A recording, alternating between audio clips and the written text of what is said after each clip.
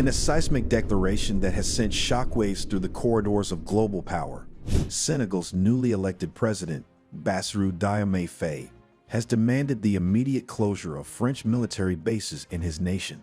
This move, hailed as a historic reclamation of African sovereignty, comes as the continent wrestles with the long shadow of colonialism and the lingering presence of foreign powers who still see Africa as their playground. Speaking with resolute clarity from the presidential palace, Faye delivered a message that could rewrite the narrative of Africa's relationship with the West. Senegal is an independent, sovereign nation, and sovereignty is incompatible with the presence of foreign military bases. The days of domination are over.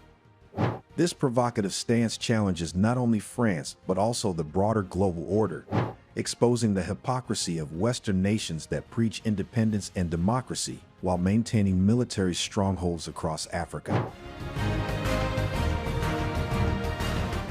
Faye's announcement coincides with the 80th anniversary of the Thiaroye massacre, a brutal and rarely acknowledged episode in France's colonial history.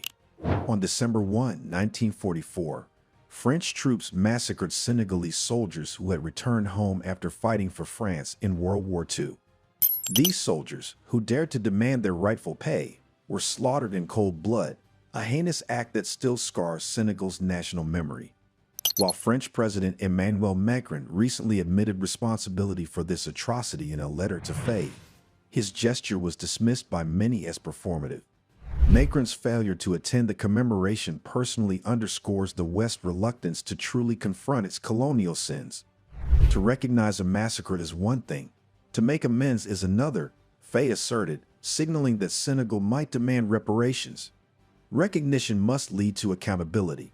The era of empty apologies is over. Senegal's decision to reject French military bases resonates across a continent increasingly weary of neo-colonialism. From Mali to Niger, African nations are turning away from their former colonial masters, pivoting towards partnerships that prioritize mutual respect over subjugation. Unlike its neighbors, however, Senegal is charting a uniquely diplomatic path.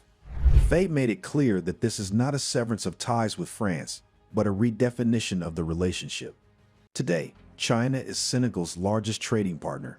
They invest without occupying. Why can't France do the same? This comparison cuts deep, exposing the stark difference in how global powers engage with Africa. It raises a provocative question.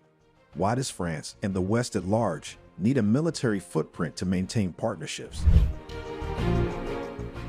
Faye's declaration throws down the gauntlet to Western powers who have long treated Africa as a pawn in their geopolitical games.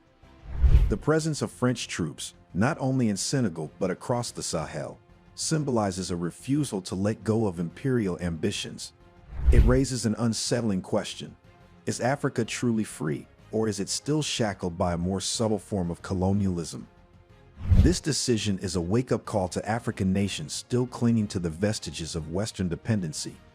It challenges the continent to redefine its alliances, prioritize sovereignty, and forge a future unburdened by the ghosts of colonialism. Faye's bold move has ignited fierce debate. Critics argue that pushing out French forces could destabilize Senegal, leaving a vacuum for other foreign powers, such as Russia or China, to exploit. Supporters, however, see this as the dawn of a new Pan-African era, where African nations finally take their rightful place as equals on the global stage. This is more than just Senegal's fight, it's Africa's fight. It's a challenge to every nation that still hosts foreign military bases, to every leader who still bends to Western whims, and to every global power that refuses to respect African sovereignty. President Faye has set the stage for a revolution, not with weapons, but with words. The world is watching, and the question is clear. Will Africa rise to reclaim its destiny, or will it remain a pawn in a game it didn't choose to play? The choice, as Faye has made clear, is Africa's, and the time is now. Your perspective matters. Do you think other African countries should follow Senegal's bold example and kick out imperialist military bases?